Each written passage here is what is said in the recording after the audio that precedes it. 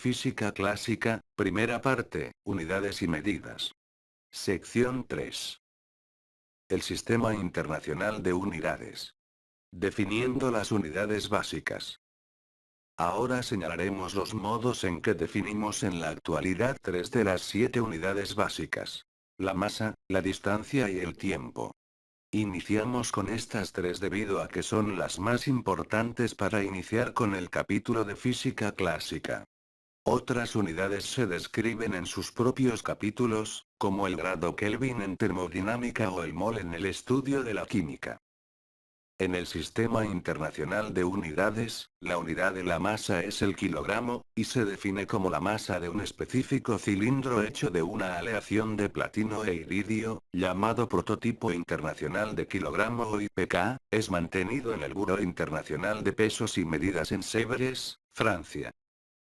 Esta masa establecida desde 1887 y originalmente bautizada como la grava, no ha sido alterada desde entonces debido a que la aleación de platino e iridio es inusualmente estable. Un duplicado del cilindro de Sèvres es mantenido en el Instituto Nacional de Estándares y Tecnología, NIST, en Gaithersburg, Maryland. Bueno, esto es lo que se ha consignado en los libros de texto por generaciones, sin embargo no es tan exacto.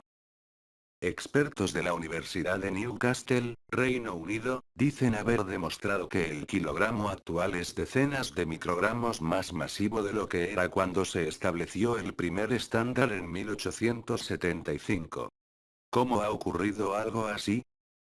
A pesar de los esfuerzos para proteger el IPK, y sus duplicados de los efectos atmosféricos, la industrialización y la vida moderna han hecho mella en las masas basadas en el platino.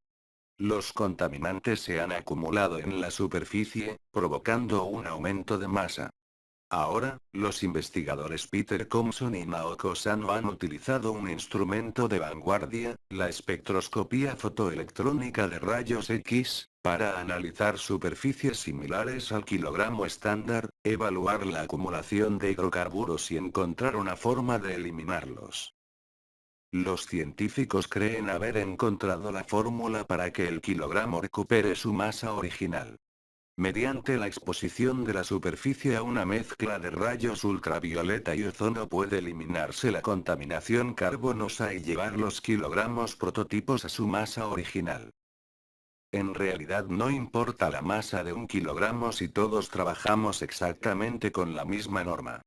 El problema es que hay ligeras diferencias en todo el mundo, el IPK, y sus 40 réplicas están creciendo a un ritmo diferente, apartándose del original, explica Peter Compson, profesor de sistemas microelectromecánicos, en la Universidad de Newcastle.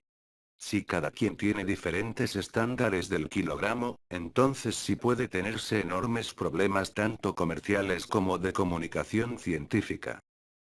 Investigadores de distintos países trabajan en varios institutos nacionales de medición para encontrar una alternativa al IPK, un valor estándar para el kilogramo que no se base en una pieza de metal del tamaño de una caja de fósforos. Pero hasta entonces, todo el mundo dependerá de los prototipos del kilogramo existentes.